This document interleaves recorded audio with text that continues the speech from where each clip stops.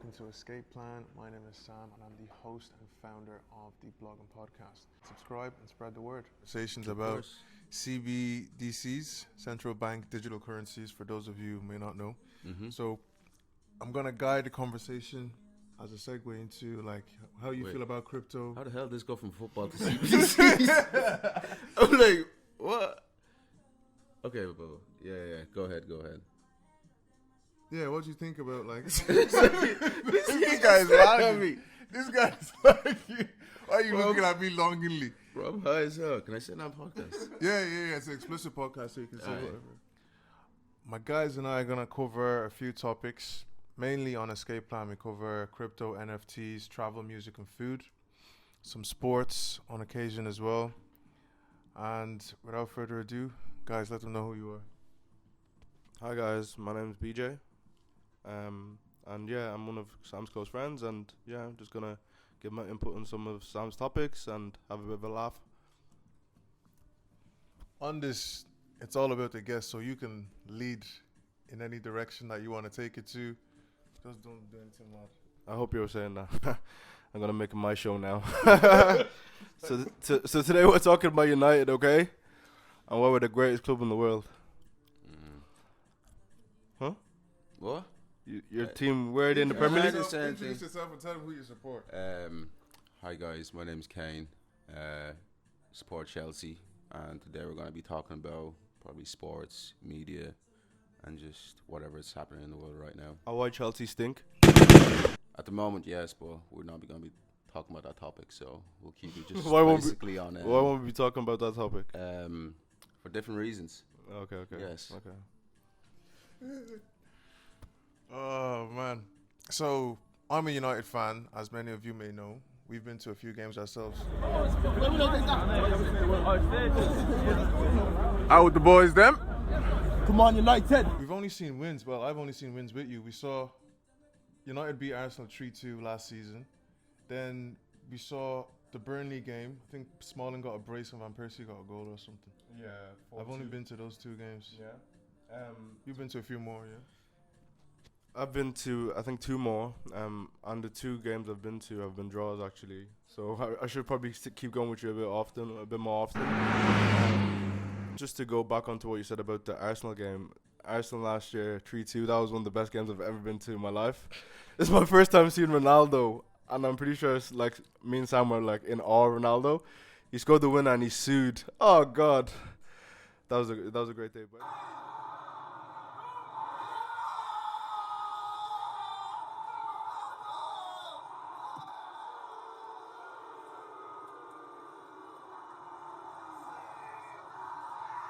anyways, obviously we had to part ways with the big man. He was kind of stinking up our team. So as much as he was a legend, it's good to kind of see us progressing. But yeah. So, Kane, So, this podcast today is just a therapy session for you to deal with all the trials and tribulations your club is going through. Let's be honest, though. This is half a season of banter. United went through 5 years of banter, so it's not compared to what's coming next season. You can banter this season, but just have the same chat next season, you know. So what is that, like 20 signings now? Murdoch was looking. Look, it can be 25 for all I care, but Murdoch was looking good today. Yeah, no, he looked like. Yeah. There's a player in there like special talent. He has that Hazard vibes about him, I think. Hazard regen, or is it too early? Too early, bro. Too early. We'll see. Okay. We'll see. So, we're having some interesting conversations about CBDCs, central bank digital currencies, for those of you who may not know. So, I'm going to guide the conversation as a segue into like how you feel about crypto. How the hell did this go from football to CBDCs? I'm like, what? Okay, bro. Yeah. Go ahead. Yeah, what do you think about like This guy's lagging. This guy's lagging. Why are you looking at me longingly? Bro, I'm high as hell. Can I sit on podcast? Yeah. It's an explicit podcast, so you can say whatever. So, what's my opinion on that? Yeah, like one of the topics we cover on Escape Plan would be crypto NFTs. So we've had our sports moment. We're going to move on to crypto and NFTs now. So I want to get your take on how you feel about that and how you feel about central bank digital currencies. First of all, I feel like with crypto, it's either something you're interested in or You can something give you're your take not. as well. Me personally, maybe back in 2020, 2021, I was still into crypto, but since 2022, just went off it mainly because of what's really happening in the space. And then with NFTs, I don't know if that's just pictures you're buying, and I don't know, next minute it's probably worth nothing. So I don't really have an opinion in it because I'm not interested in it. But with CBDCs, that's something that's definitely going to come in regardless of where you are. It's already been implemented in China, so from what I can see in America and Europe, it's something that might come in maybe this year or the next couple of years. But it's just something for people to be aware with, especially people that are really into crypto and NFTs. Yeah, just probably on my angle on this podcast probably today on the escape plan is gonna be probably a bit of a opposite way to crypto, or opposite way to kind of look at it, maybe a bit of a devil's advocate. Obviously the ethos of crypto and investing in something that can give you long term assets. The ethos behind it is really good, but I think now in the kind of day and age we're in, with even the crisis of the living crisis, putting your money in something that volatile is quite risky. Cost of living, yeah. Yeah, cost of that's living, true, that's exactly. true. So putting your money in something that's as volatile as crypto can be quite a daunting thing to think about, because say for example now you invest your money and it's money that you really need, and what was the name of that company, the crypto company, FTX? FTX, yeah. That just, you get me? That just Mm. out of thin air, they just drop. So all the money on your hard Billions. earnings, billions that Gone. you've had, that you've invested, could just vanish in thin air. So I feel like right now, in kind of like the period of my life right now, obviously investments will be made, and I'm not looking away from crypto. I'm probably still going to keep investing, but I think having money that I can actually, liquid money that I can actually put in investments would kind of be the ethos I'd have in mind right now. But I'd like to hear your train of thought, Sam. So a lot of you already know how I feel about crypto and NFTs, obviously. I got into the space 2021, so it's been 2 years now, January 2021. And initially, I think you were selling it to me as this like game changer, technology-wise. And I saw you got a few of the lads on board. I know Kane was on board as well. So Man. I was like, let me actually see. I had some capital that I was saving up so I could actually invest. And then seeing how the market was on a bull run that time. So when you're not novice, you're very naive. You're like, oh, okay, it's going to keep going this way. Yeah, exactly. And then reality kicks in. Exactly. So I've actually seen the highs and the lows yeah. and like the plateauing, how everything's kind of leveling off. It has improved my quality of life. So crypto has given me more than just crypto. It's given me like economic knowledge. I can read like market moves and things like that. So now I'm a bit of a swing trader.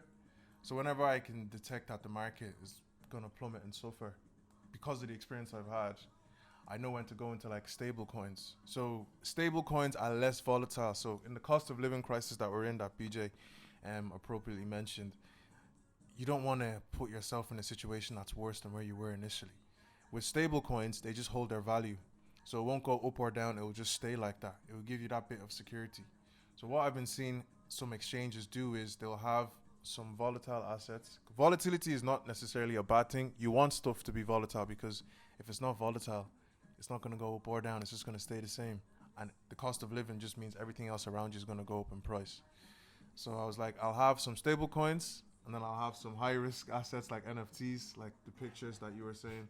So that's crypto covered in a sense. Like you can have a balanced portfolio of stable coins, like whatever it is, US dollar or USDT, and just hold that for a while until the market picks up again, and you see a signal there. So with NFTs, it's a lot more risky than crypto assets that we've seen. I think NFTs are a scam. I think it's money laundering. No, but going back to like what just BJ said there, NFTs is definitely a great way like to money launder. And then with Sam, what you said there were stable coins as well. I don't think it's a great way. I think it's the way that people are using it. CBDCs, that's essentially what stable coins are, and that's what people aren't aware of. And once the government brings in their own version of stable coins, mainly everyone's asset, it's gonna like dissolve into that. So keep your money in like exchanges and shit. You can see what happened with FTX. Like, I'm not saying don't invest in crypto. I'm just saying be very cautious going forward. And it goes back to what BJ says with the cost of living crisis. Now is the worst time you want to like, you know, go into some crazy shit. But I think what Sam said is definitely important as well. We've seen with crypto, and I think what Sam is said is perfect. But what crypto has done is allowed us to open our heads to financial wisdom and financial literacy.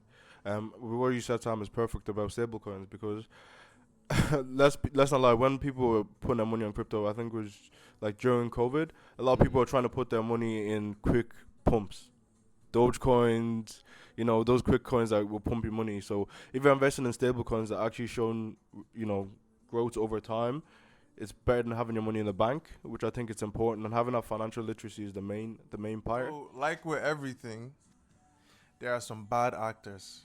There's some people with genuine interest that want to either provide a good quality service or product. And then there's some people, like, how many texts do we get saying that we have orders from X, Y, and Z, all these phishing emails that come in. Like, it happens, right? And you just have to be wary. And there are actually customer protections in place whenever those things happen as well. What you're talking about is rug pulls. Like, somebody creates a picture and mints it. But there's some responsibility, there's some onus that falls on the person as well.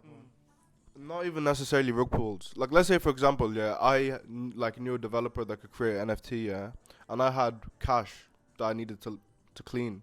And I posted online, and I had a group of friends that said, we all need to clean cash. If we all invested our money in that, I'm sure it cleans money when you put money in the NFT. So it might not even necessarily be a rug pull. That's what I was basically saying. So the blockchain is public. All of our transactions are visible to anybody on the blockchain.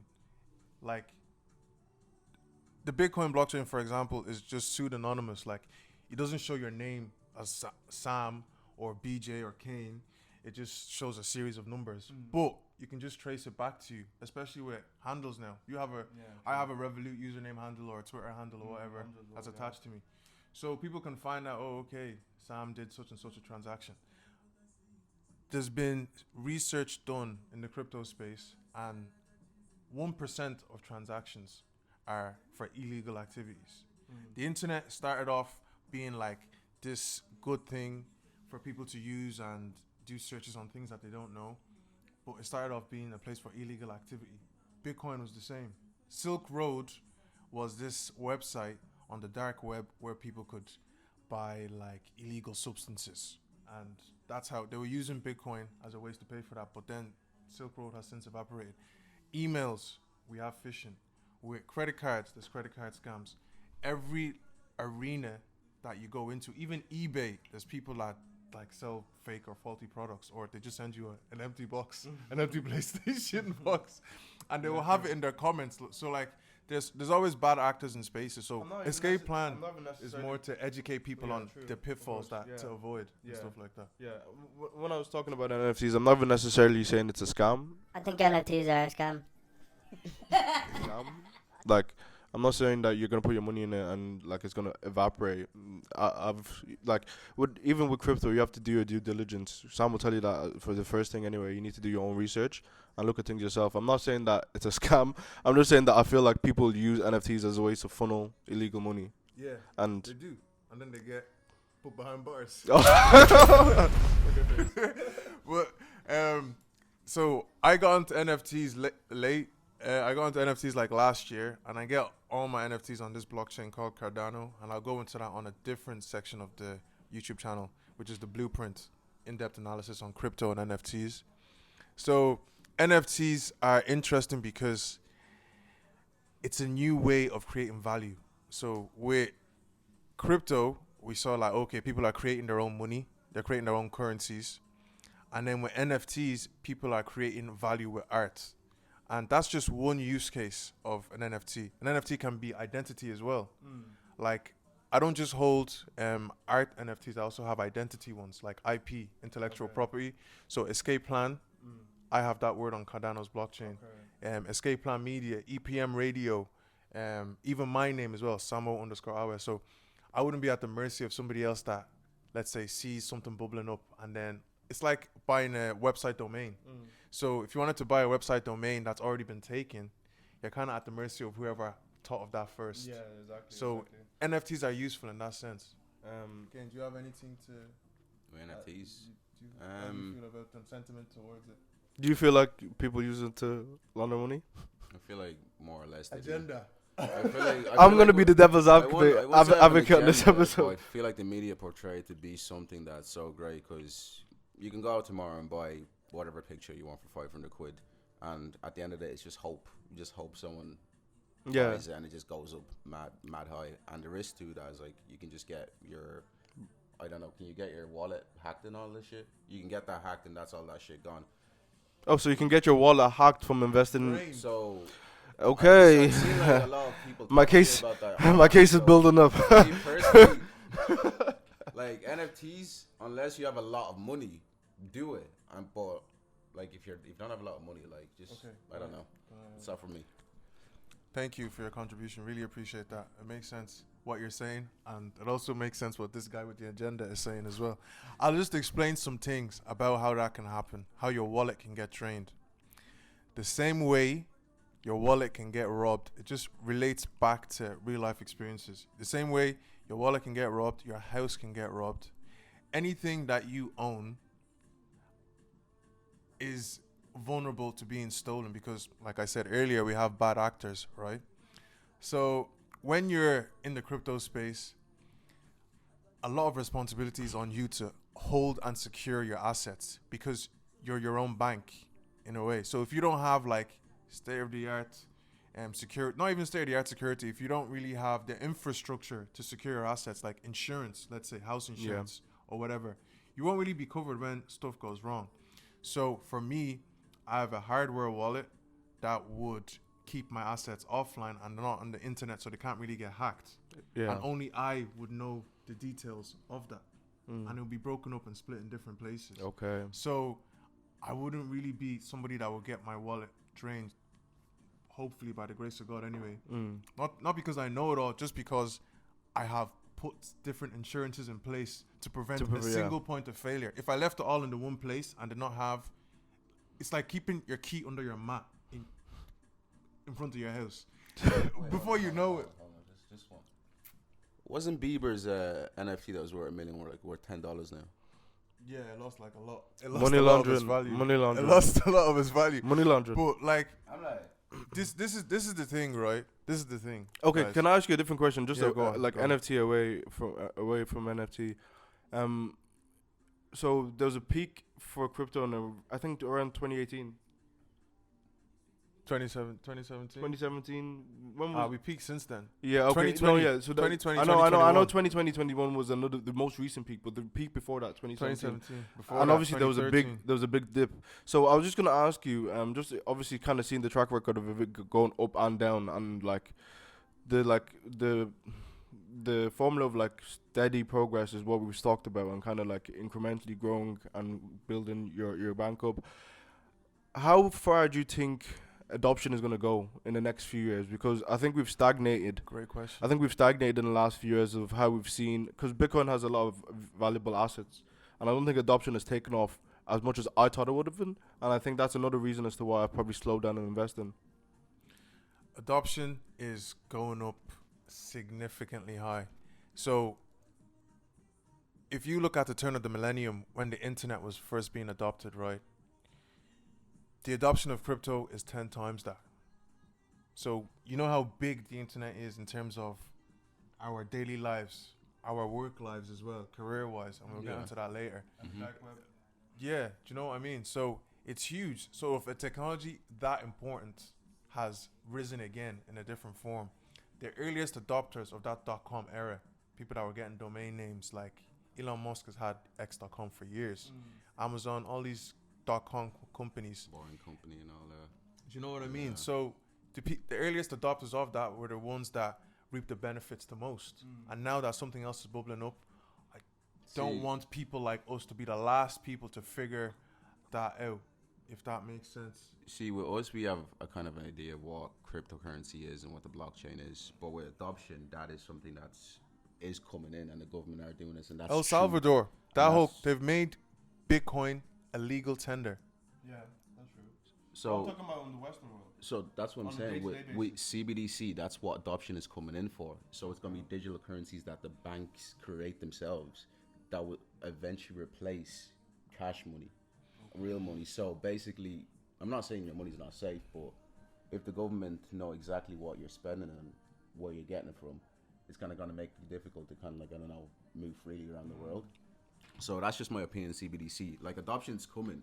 Because there's a new age we're definitely going into. We're going into the age of information, which everything is just online. So eventually, we just can't be spending cash. A cashless society. A cashless society. Yeah, like eventually. even the EU digital euro, Yeah, central bank digital currency is due to come out later this year. that's So just the start. it's there, but the way you feel about NFTs is how I feel about central bank digital currencies. If you were to think about it like a one for all voucher, a one for all voucher is like a gift card that we have in Ireland. You guys may be aware of it. I don't know if you have perks here. You know perks cards? Yeah, of course. So you're limited in where you can spend those funds. You can't spend it in a certain place. It's only the purchase that perks or one for all deemed valid. Central bank digital currencies are like that. They restrict your payment. If they say like, I don't know, there's an embargo on alcohol or smokes, you won't be able to spend that digital euro. Okay. So I really don't like central bank digital currencies, and they don't even fix the inflation issue. Just to add on to that, obviously the whole aspect of crypto is the fact that you can kind of spend your money how you want. You get what I mean? So it's a double on top. It's almost like a country. Yeah. But yeah, I think adoption is as like going at an exponential rate. Yeah. There's a Bitcoin ATM in the square in Tala, and that's been there for years. I see there's a big where I work in Dunleary, the corner shop near the office. There's a Bitcoin ATM there as well. So adoption is already here. Like crypto cards are being used. Speaking of literacy, I want to go into that because you and I have degrees, and we had like the squiggly career, and Kane didn't go to college, and he ended up working for one of the biggest multinational companies in the world. So I'd love to get your take on that, and maybe you could share the blueprint with other people that maybe college isn't really for them, and how they could leverage. I think a great skill you have is your ability to sell yourself. I think for everyone has a different approach to life. There isn't like one road to take. For me personally, when I finished school, went to college, didn't like it, dropped out. Went to college again, didn't like it, dropped out. So I just had a different kind of mentality as, look, I just want to get a decent paying job, and I don't care about going to college for 4 or 5 years to get a degree to do that. So I just thought to myself, work as much as you can from an early age, and then build as much people personality as possible, get talking to people, and then from there you build your experience and move on. So to be honest, I think that was more of luck and just kind of graft as well. I think when a lot of us are younger, we have a bit more drive than we do at like our later stages in life. I think when I was younger, and I know obviously I didn't go to college, like no, I dropped out of college twice, and I'm like, okay, I want to get a decent paying job. So I just had the drive to kind of get to a high position at a young age. And when I was about 21 is like when I started in a pretty big company, and going in there, it's either like, okay, you do shit for 6 months, they're gonna tell you get the fuck out of here.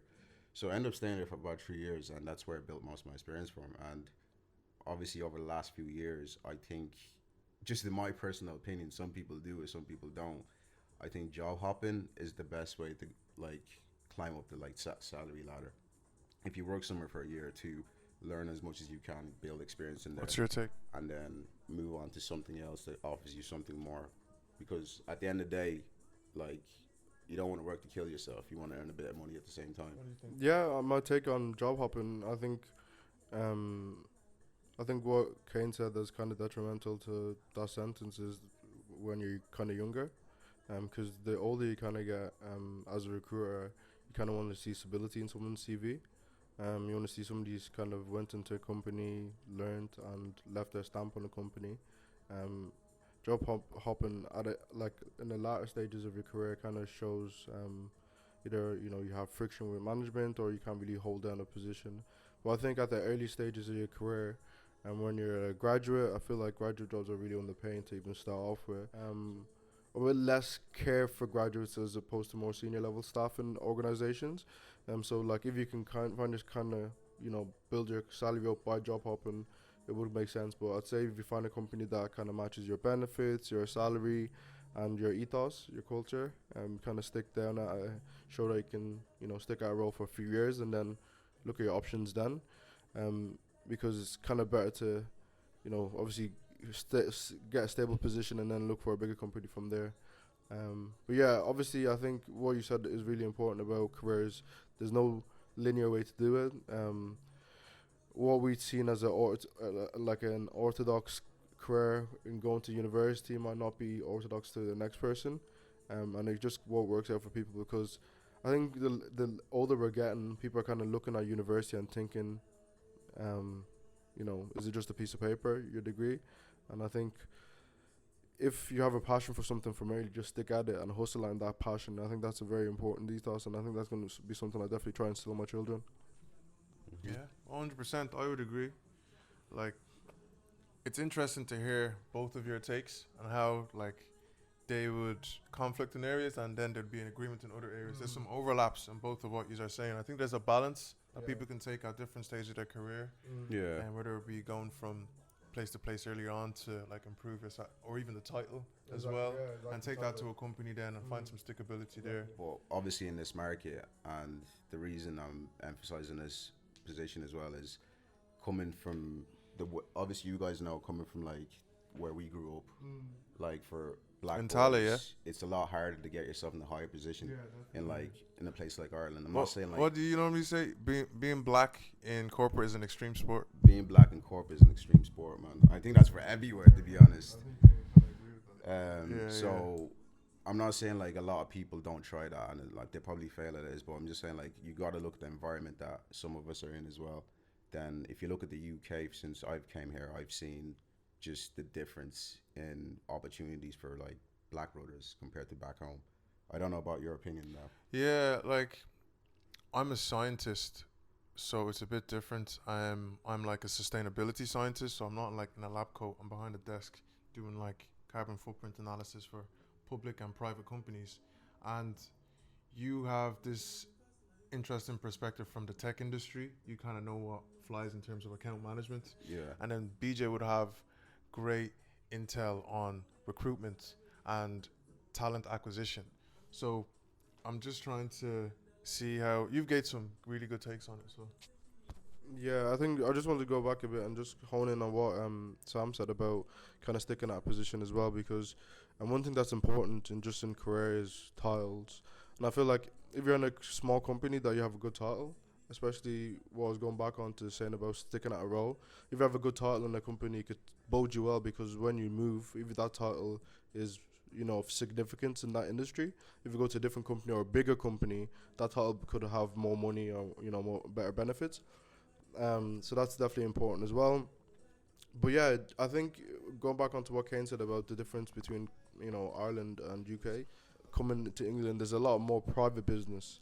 So like a lot of things in Ireland is through the government and like entrepreneurship. Entrepreneurship. Like if my company, like, it does events and it's a private business, but if it was in Ireland, it'd be kind of a public industry kind of business. So a lot of people have used their own initiative to make private businesses, and that kind of creates gateways for minorities. Because if you have a black entrepreneur, he's the gateway to his own employment force. What I've also seen in Ireland as well is I don't know if anybody can think of the word off the top of their head, but when you give your family jobs. Oh, nepotism. Nepo babies. I feel like there's a lot of nepotism in Ireland. Like, oh, my cousin's cousin knows this person, so he's the lawyer or he's the manager of LIB. Like, what is the crack with that? We need to get some more brothers in there. But I think one thing that I've kind of like, and obviously I've moved to Ireland. I moved from Ireland to Manchester, and one thing I've kind of realized is that I really, really appreciate where Ireland is going. Not even in regards to creativity, but in regards to like just a normal day in civilization and like career aspects as well. I think Ireland is going in the right direction, but for me, with the rate I'm aging, I don't have time to wait for a country to catch up to how I want it to be. I need to go get it now. maybe in times for my children's children, it'd be up to the standards that we'd like to see it. But I think it's progressing, and I think what we need to hone in on is the fact that some of it is intentional. Nepotism is not the best thing, especially when people are, qualified for a position. Nepotism is like, it's obviously backwards when somebody's qualified and they might not get looking because somebody knows somebody that knows somebody. But a lot of it might not be intentional as well, because there's a lot more entrepreneurship in like other business in other countries. So speaking of entrepreneurship, we've spoken a lot about our careers, the 9 to 5. What about what's the other one? 6 to 12, some people call it, or 8 to 12. What you do in your own spare time, with your own hobbies, or are you trying to leverage or monetize any of those things? Like this is Escape Plan is a media production company that plays to my strengths in the sense that I like to write, produce video and audio content. I'm leveraging my communication skills. We've had Culture Club together as well. We were doing that.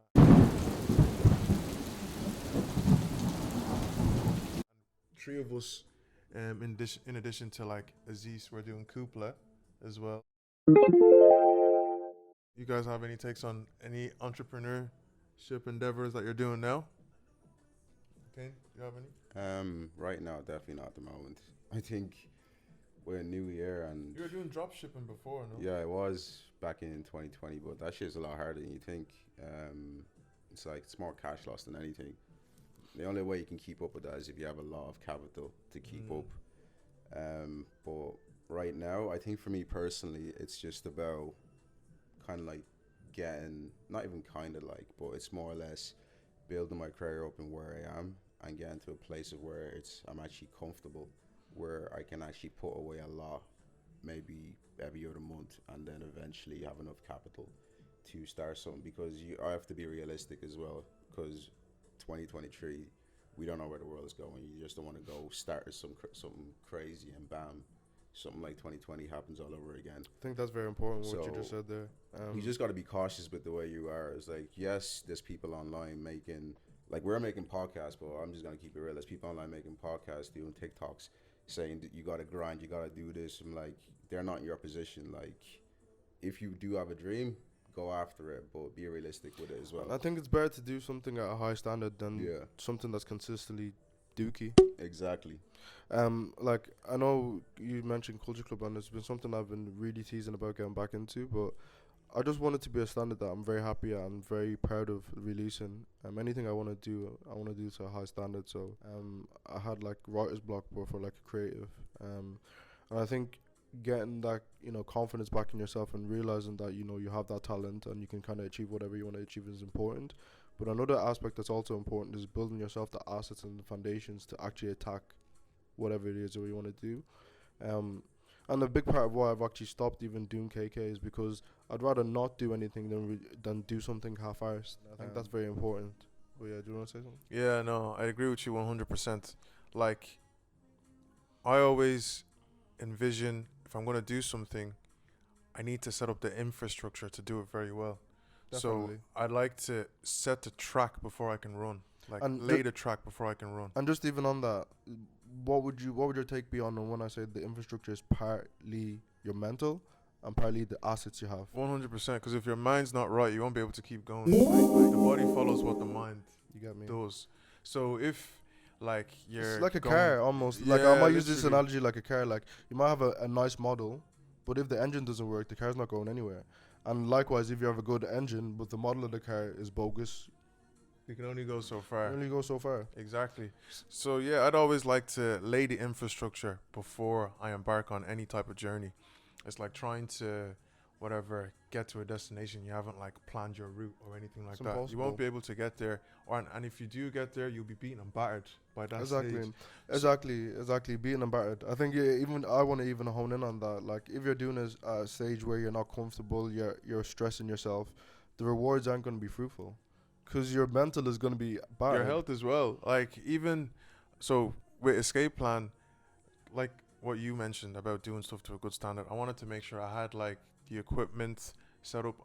Like, I wanted to start anyway, even though it was challenging. I wanted to put it in a certain dimension that wouldn't be like, okay, this fella's just doing this for the sake of it. Yeah, I wanted it to be like, okay, I'm doing it to a moderate standard from my level. of course. Like, let's say I enter the company at entry level. I know what's expected of me, Exactly. so I'm going to come correct at that level. Exactly. And then over time, I'll be able to build myself. So I think some people might have a good idea on the back burner, and they're thinking like they have to have all their ducks in a row. They have to have everything set in a certain way. You don't necessarily, even if you have things somewhat aligned, you can begin, and then the journey will make sense along the way. Each step lights the path. Exactly. What you said is perfect. Like, not everybody's gonna know the exact journey, but if you plan out a route, you kind of follow the road. Exactly. You know what I mean? So I think that's very vital as to what you're gonna do and when you're gonna do it as well. You need to kind of have a strategy, and if you're gonna approach something, think about it as a marathon as opposed to a sprint. You need to say and look at it and be in it for the long run, because having consistent strides is better than having inconsistent strides that might be sharp and then slow. And I think that goes for, you know, creativity, but also goes for life. You know, I think people will have a nice sound life if, you know, they've planned their future. And it goes back into what we even said on the first half of the show about financial literacy. All of these things wrap in together and come back into one. It's a holistic approach to living. Like, this Escape Plan Media is a millennial lifestyle blog. So, you see, boomers now are from 1946 to 1964. Millennials are 1977 to 1995. I know that there's some people that are 1996 that will still consider themselves millennials. Gen Z is 1996 to 2015. And then Gen X is, what's the next one after that? You see this overlap here between millennials and Gen Z. Millennials and Gen Z would make more sense because people in 2015 do not have the same interest with people like us. Yeah, true. So the overlap between millennials and Gen Z, thank you for elaborating on that. Yeah. That would be like the target market of this pod. People who are within our life stage or in and around that, maybe just before or just after. So people who are like still in college right now, or people that have finished a long time and are doing very well for themselves. This would be content for them to consume and maybe find out little nuggets of information that they can use to their benefit. I know, like, with KK, we were doing that for 5 years, from 2017 up until like 2022-ish, or 2016 up until 2021. And going back to what you were saying as well about grind culture, there's this sense that, like, you don't need sleep, you don't need to live and enjoy your life or whatever. You have to always match. Yeah. You have to always match what people are doing online. I think that's very important what Kane said about grind culture, because I think I was watching like a video just recently about somebody saying that, oh yeah, this girl was saying she was working 40 hours a week, and he was like, oh, I do 40 hours during Monday to Friday and do 20 hours on the weekend, and then I do 10 hours in between that. You're literally a slave to the clock then. You need to have balance. You're killing yourself for money, bro. We are working to live or living to work. Yeah. So if you're living to work and you're just dedicating your whole like physical and mental well-being to punching the clock, it's very difficult for you to have work-life balance. For me personally, I'm working to live. I'm using what I get, my salary, to do things like this pod and like see my friends, travel and see them. We'll talk about food and music as well. All right, lads. So who are you guys listening to music-wise? Who's popping up now, or who's a staple in your playlists? I don't know, to be honest. I really like Ruger. I think I've stopped kind of listening to, like, I think my shift is kind of like Afro beats and R&B now. Really like, obviously, Ruger, Mashaka, Zeno. I really like SZA's latest album, Party Next Door. I was in my playlist. Obviously UK rappers, Fredo, Heady One. But yeah, I think it's gonna be another solid year for Afrobeats, man. I wonder what you guys think of the debate of Davido, Burna Boy and Wizkid. Normal trio would have been Wizkid, Burna and Davido, but there's been a long-standing agenda for Burna to be ahead of Wiz, and I think last year he's kind of stabilized that. I think Burna just goated. Kane, what do you think before I give my take? What, just in who you're listening to, who's a staple, and who the Who Afrobeat I'm goat listening is. to at the moment. I don't really have artists listen to on like on a daily basis. I just have a playlist. Just Who's in it? play, Like what genres? Party Next Door, Future, Drake, just the main artists. Because I don't know, me personally, music nowadays, especially American music, it sounds the same. British rap, I don't know, it all sounds the same. So just listen to shit that I've had on the playlist for ages, which keeps me going. But with Afrobeat, definitely, agree with BJ. It is taking over, definitely over the last 2 years, and pretty much mainstream now. Every artist wants to work with Afrobeat artists. So this year should be good. And when it comes to Burna, Wizkid, and Davido, it's still Burna for me. That's just me Yeah, personally. I'd be in line to agree with you on that. Burna being like the Afrobeat goat right now, and it depends on how you perceive it, right? Wizkid's fan base is a stronger core than Burna Boy's. Burna Boy has the global appeal, but when it comes to like cohesion, when it comes to like people buying out your tickets, buying out your merch, buying out your album, Wizkid's fans will represent for him every time. I think a lot of Burna's fans are more fringe players. It's like, because I even said Verna there for a second, he's a fringe player as well. But yeah, I think Burna has the global appeal because he's he has a range as an artist more so than Wizkid. Wizkid's fans, you can't deny them. I think Davido in this, it's almost like the Drake, Kendrick, and J. Cole debate. It's similar in a sense, but I don't know if Davido shows up as much. I haven't really heard. I don't rate Davido like that. There's a lot of people there that will probably have things to say about Davido and stand for Davido, but not me. I don't think he's ready to be in the tree now. I think Asaka is gonna probably take his place in the tree. I feel like Davido just has money. I've always kind of said that, but he does release 1 or 2 bangers. Don't get me wrong, but I feel like when you talk about artists, Wizkid and Burna Boy clear, and I think Davido's more of a singles guy. As you can see, with most times the best songs he has are probably features. Like he's been doing a lot of features on African stuff on my piano, which is actually quite hot as well. But I think that's kind of lost his phase. Yeah, no, that's what I said as well. Like, Amapiano was really big. I don't know if you guys remember Alte, how big Alte was in like 2019, 2020. Santi, Amare. Oh, stop. No, Santi was a heavy hitter. Odunsi the Engine as well. Mandy in the Jungle. You're probably talking about hits. Oh, it's too hard. Who's that? You ever listen to Alte?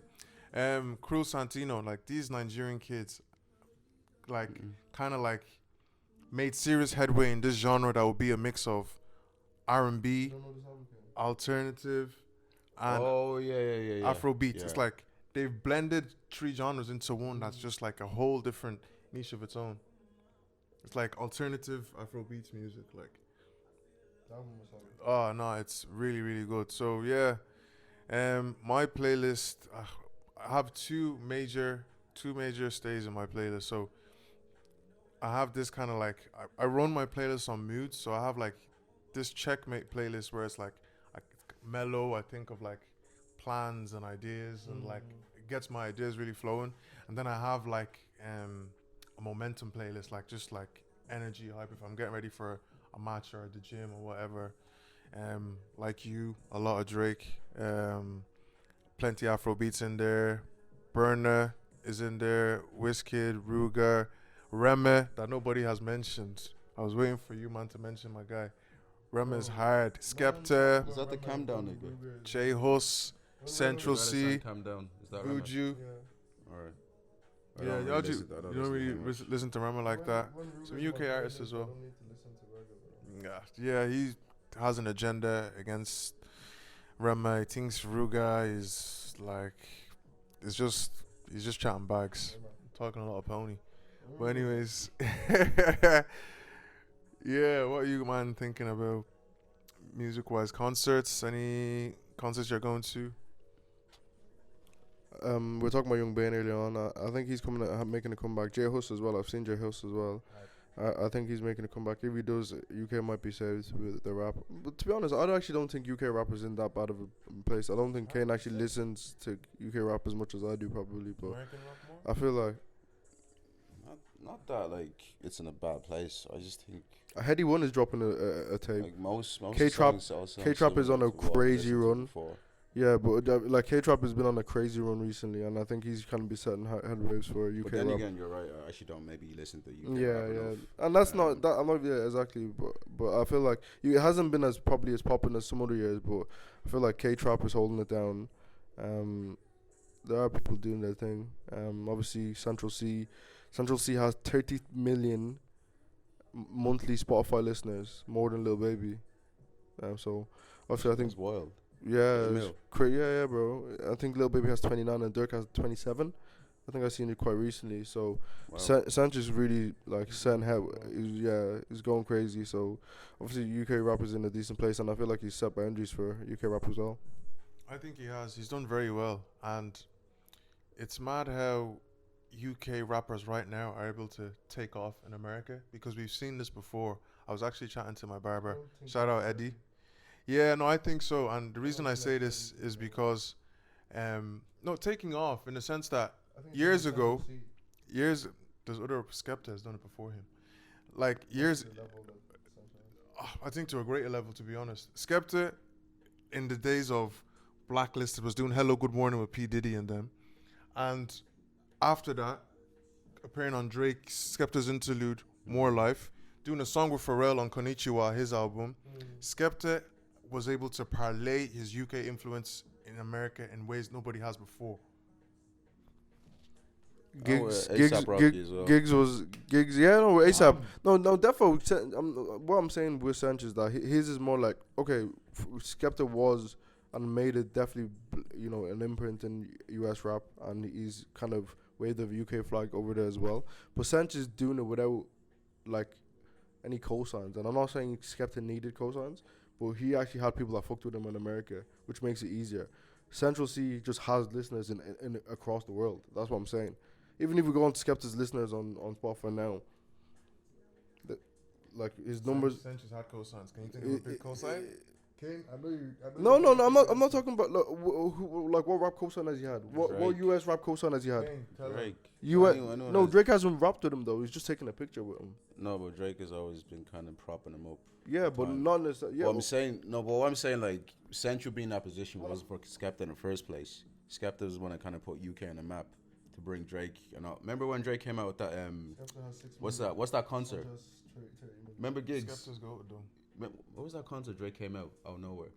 And they all Yeah, went crazy. wireless. It was Yeah, wireless. Section Section Boys. Boys, the BBK tattoo It he was- has as well. It was Skepta. I say Skepta put more UK in rap than Sanchez just taking like the glory of it. Like he's doing well for himself.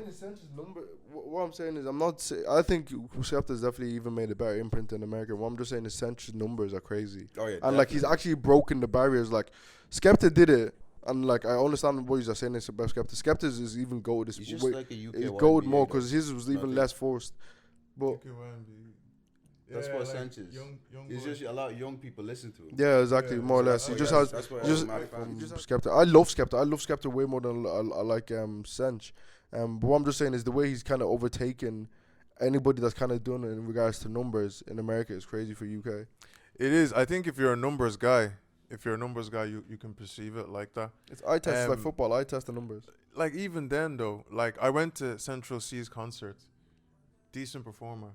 I wasn't blown away. It was sick. Like Kane said, a lot of young people there. His fans, I don't know, they're a bit touch and go. Like Yeah, the young but- people. Skeppy. The reason why I say Skeppy because if we were to let's look at UK rap when we were growing up, Chip and Tiny, right? Tiny went to America. He had a very sick album in Discovery. Went to America and came out with Demonstration. Yeah. Ass, crud, Mhm.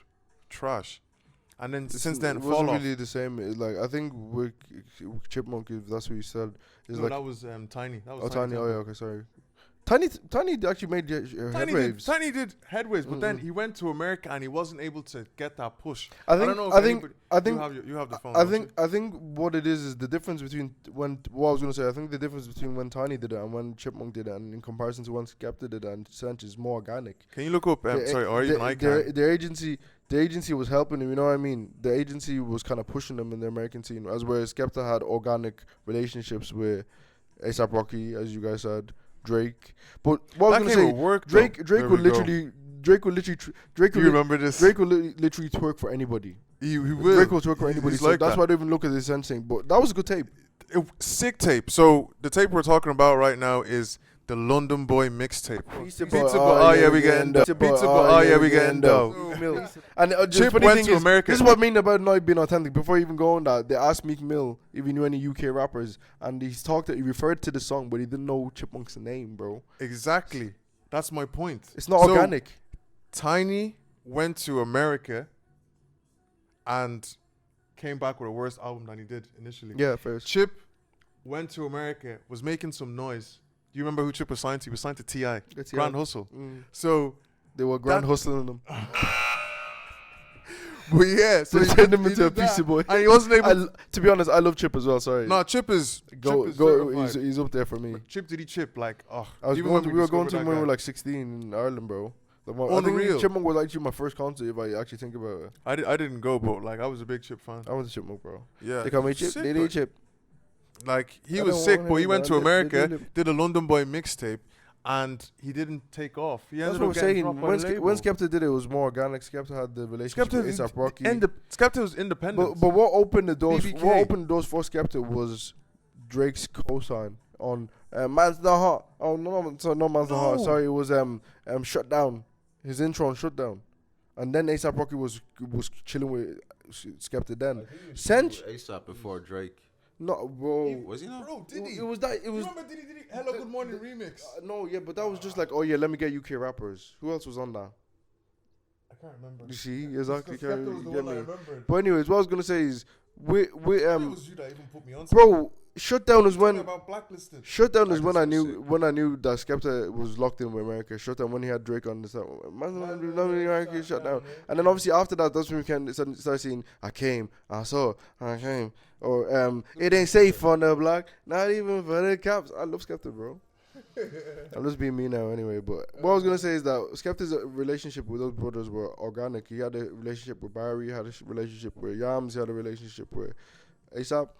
And Sench, he knows these people in America, like academics post Sench religiously, and I'm just saying his is not begging it, like it's not his label, he's independent, and like it's similar with Skepta. But I feel like Drake is taking pictures with him not because he obviously admires his music, not because he admires his music, but Drake knows that he's so wavy that he kind of needs him as well. That's what Drake does. He leeches onto popping people. So I don't even think it's like Drake is like co-signing his English. He just co-signing him because he's tops. There we have it. Like. So, on that note, we're going to bring this to a close. Thank you guys for tuning in to Escape Plan Media. Gang business. So, we'll be back again for another episode in due course. Take care. Peace. Peace out. Happening in the world right now. Why Chelsea stink? At the moment, yes, but we're not going to be talking about that topic, so we'll keep it just why basically on it. Why won't we be talking about that topic? For different reasons. Okay. Yes. Okay.